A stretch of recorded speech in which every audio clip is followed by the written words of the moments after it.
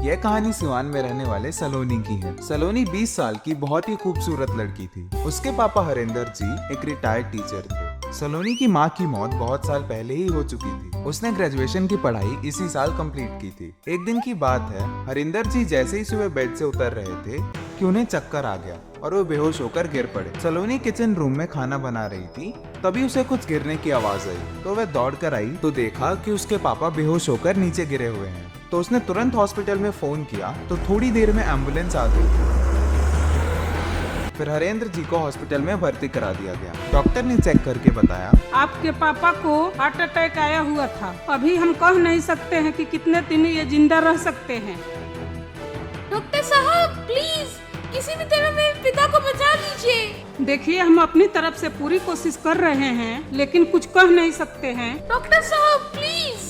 थोड़ी देर के बाद हरेंद्र जी को होश आया तो उन्होंने सलोनी को अपने पास बुलाया और कहा, देखो बेटी, लगता है मेरा अंत समय आ गया है। पापा आपको कुछ नहीं होगा, आप बहुत जल्दी ठीक हो जाएंगे। तुम नादान मत बनो, तुम्हें एक बहुत ही जरूरी बात बतानी है। दिल्ली में मेरे एक दोस्त रहते हैं, राम प्रसाद, जिनके बेटे सूरज के साथ तुम्हारे बचपन में रिश्ता तय हो गया था। सूरज ही तुम्हारा होने वाला जीवन साथी है। राम प्रसाद ने ही तुम्हारा नाम सलोनी रखा था और कहा था सूरज की सलोनी। तुम उनका ये पता लिख लो। उसके बाद हरेंद्र जी अपने दोस्त का पता बोल देते हैं और सलोनी लिख लेती है। अगर मुझे कुछ हो जाए तो तुम उन लोगों के पास चली जाना। इस पूरे संसार में बस वही लोग हैं जो तुम्हें सहारा दे सकते हैं। इस घटना के 2 दिन बाद हरेंद्र जी को दोबारा हार्ट अटैक आया और वे इस दुनिया को अलविदा कह गए। सलोनी का रो रो कर बुरा हाल हो गया था। किसी तरह उसने अपने पिता का अंतिम संस्कार किया और फिर वह अपने कमरे में अकेले गुमसुम सी रहने लगी। ऐसे ही 1 महीना बीत गया। उसे कुछ समझ नहीं आ रहा था कि वो क्या करे। तभी उसे अपने पापा की बातें याद आई। तभी उसने अपना मोबाइल उठाया और दिल्ली जाने के लिए वैशाली एक्सप्रेस से तत्काल की टिकट कराई। अगले दिन वह स्टेशन पहुंच गई। सिवान स्टेशन पर दिन के 2:30 बजे वैशाली ट्रेन आ गई और सलोनी अपनी सीट पर जाकर सो गई। ट्रेन चल पड़ी। अचानक ट्रेन रुकने की आवाज से सलोनी की नींद उठकर देखा तो सामने की सीट पर एक लड़का बैठा था जो लगभग सलोनी का ही उम्र का था। वो अपनी किताब में सर घुसाए बैठा था। सलोनी अपनी बोतल लेकर उठी और लड़के से पूछा, कितने बज रहे हैं और अभी ट्रेन कहाँ रुकी है? रात के 9:30 बज रहे हैं और ट्रेन अभी बाराबंकी स्टेशन पे रुकी है। बोतल लेकर कहाँ जा रही हैं आप? जी पानी खत्म हो गया है, क्या आप मेरा सामान देखेंगे? मैं अभी आई। देखिए, इस स्टेशन पे ट्रेन सिर्फ 2 मिनट ही रुकती है। ठीक है जी। सलोनी ट्रेन से नीचे उतर गई और नल खोजने के चक्कर में थोड़ी आगे निकल गई। नल पे भीड़ तो नहीं थी, पर पानी इतना धीरे धीरे चल रहा था कि सलोनी को देर हो रही थी। अभी बोतल का आधा हिस्सा भी नहीं भरा था कि ट्रेन की सिग्नल हो गई और ट्रेन तेजी से स्टेशन छोड़ने लगी। सलोनी घबराकर दौड़ी, पर सारी मेहनत बेकार हो गई। ट्रेन जा चुकी थी। अब सलोनी रोआसी सी होकर वहाँ बैठ गई क्योंकि उसका सारा सामान और कपड़े खो चुके थे। तभी वहाँ पर सामान लिए वह लड़का आ गया। मैंने कहा था ना कि आप बाहर मत जाइए। ओ मैडम, उठेंगी भी या यहीं बैठकर रो रो कर अब बोतल भरने का इरादा है? तभी सलोनी ने पीछे मुड़कर देखा तो चौंक गई और बोली, अरे आप तो ट्रेन पे चढ़ी नहीं, इसलिए मैं सामान लिए उतर गया। आखिर कब तक आपका सामान देखता रहता? ओह, आपने तो बहुत मदद की, वरना तो मेरे सारे सामान और पैसे ट्रेन में छूट जाते। पर आपको मेरी वजह से ट्रेन से उतरना पड़ा।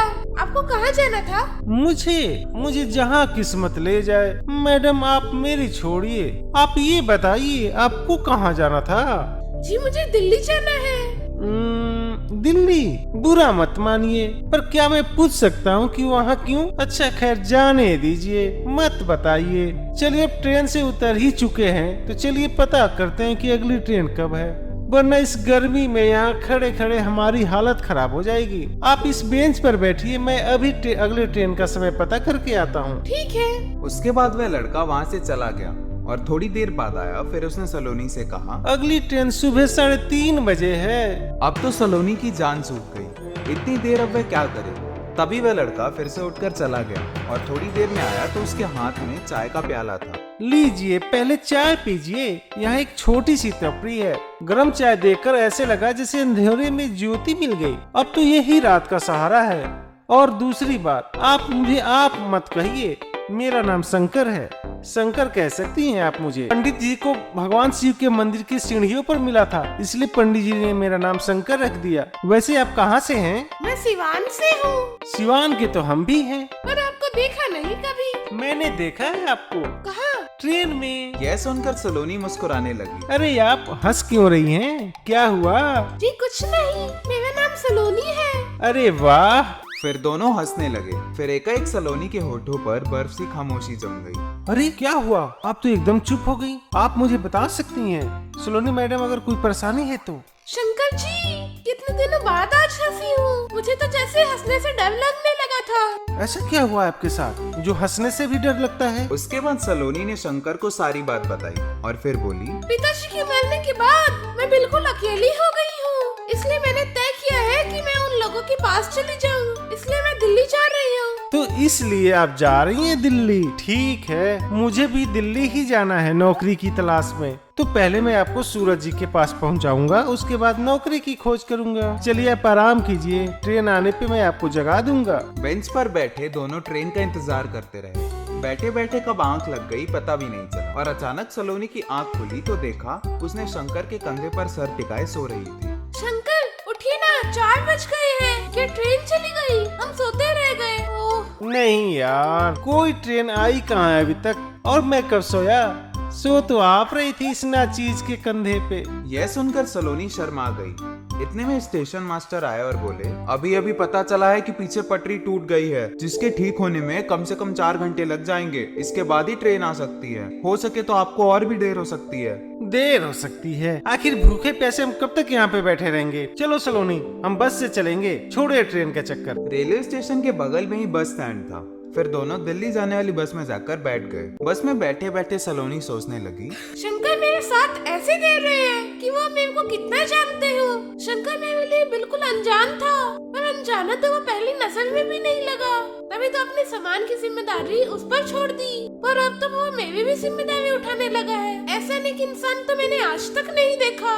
सलोनी शंकर के बारे में और जानना चाहती थी, पर इस बार वो थक के सो गया था सलोनी के कंधे पर सर रखकर। उसे एकटक देखे जा रही थी। अगले दिन 12 बजे के आसपास दिल्ली पहुंचकर वहां से टैक्सी बुक किया और बताए हुए एड्रेस पर पहुंचे तो लगभग 1 घंटा घर ढूंढने पर आखिरकार उन्हें वह घर मिल गया। शंकर ने 2 गज दूरी पर ही सलोनी का हाथ छोड़ दिया और बोला, आप जाइए, आपकी मंजिल आ गई।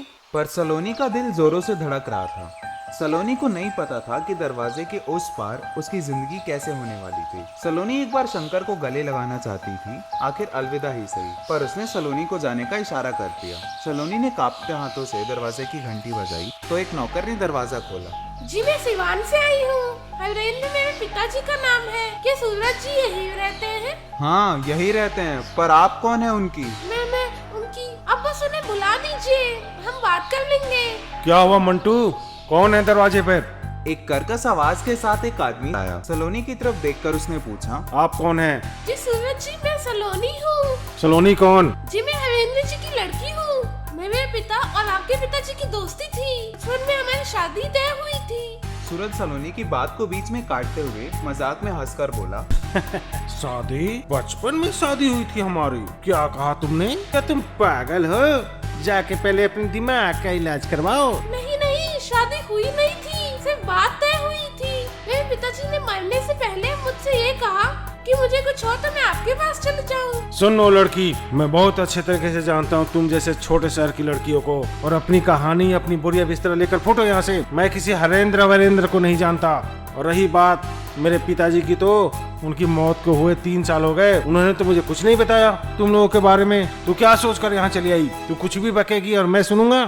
मैंने अपनी गर्लफ्रेंड पहले से सिलेक्ट कर रखा है और वो तुझसे कहीं ज्यादा सुंदर है। पर सूरज जी, मेरा कोई नहीं है इस दुनिया में, मैं कहाँ जाऊंगी? ओए मंटू, बाहर कर इस लड़की को। इसके बाद सूरज घर के अंदर चला गया। मंटू ने आगे बढ़कर सलोनी को धक्का दे दिया तो सलोनी गिरने लगी। तो शंकर ने सलोनी को पकड़ लिया और बोला, मैं इन सालों को कमीना धक्का दिया इसने, तुम्हें मैं अभी मजा चखाता हूँ। नहीं शंकर जी नहीं, चलिए, यहाँ मेरा कोई नहीं है। गलत पते पे आ गए थे हम। मेरा कोई नहीं है अब इस दुनिया में। नहीं सलोनी जी, ऐसा नहीं है। जब हमें लगता है कि हम दुनिया में सबसे अकेले हैं, तभी कोई होता है जो छुपकर हमारी मदद कर रहा होता है, और उसे ही हम ऊपर वाला कहते हैं। जैसे आपके पिताजी थे। आपके पिताजी दान के पैसे कभी दान पेटी में नहीं डालते थे, बल्कि वो पुजारी जी को ये कहकर देते थे, उस सीढ़ी से मिले बच्चे की पढ़ाई के लिए दे रहा हूँ, उसकी फीस दे दीजिएगा। पाला तो मुझे पुजारी जी ने था, पर जीवन जीने के लायक आपके पिताजी ने बनाया। मैं उन्हें नहीं जानता था, फिर भी एक अजीब रिश्ता था हमारा। आज मेरे मंदिर के बाहर बहुत बड़ा फूलों और मिठाई की दुकान है। मेरा गुजर बसर उसी से होता है। मैं बहुत अच्छे से जानता हूँ आपके पिताजी को। आप मुझे नहीं जानती, पर मैं आपको बहुत अच्छे से जानता हूँ। वो बचपन में कभी कभी आपको मंदिर लेकर आया करते थे। मैं तब से आपको पसंद करता था, पर हिम्मत कभी नहीं हुई आपको बताने की। तो फिर मुझे यहाँ क्यों लाए शंकर आप? मैंने आपको ट्रेन में अकेले देख लिया था, इसलिए मैं आपके साथ हो लिया। पर ये सब वादों के बारे में जब आपने मुझे बताया तो मुझे लगा कि ये आपकी पिताजी की अंतिम इच्छा है, तो कैसे पूरी ना होने दूं, वो भी उस इंसान की जो मेरे लिए भगवान था। इसलिए मैंने अपनी बात अपने दिल में ही रखी। पर यहाँ तो ये आदमी सूरज आदमी कहलाने के लायक नहीं लगता। पर आपने कहा दिल्ली नौकरी की तलाश में जा रहा हूँ। मुझे तो आपकी तलाश थी, जो आप मुझे मिल गई। सलोनी शंकर के गले लगकर खूब रोई और बोली, चलो शंकर, चलो यहाँ से, मुझे अपने साथ अपनी दुनिया में ले चलो। फिर दोनों वापस सिवान आ गए और फिर थावे जाकर दोनों ने शादी कर लिया और खुशी खुशी रहने लगे। दोस्तों, अगर आपको ये कहानी पसंद आई तो चैनल को सब्सक्राइब कर लें, बेल नोटिफिकेशन दबा लें और कमेंट करके अपना फेवरेट पार्ट जरूर बताएं। धन्यवाद।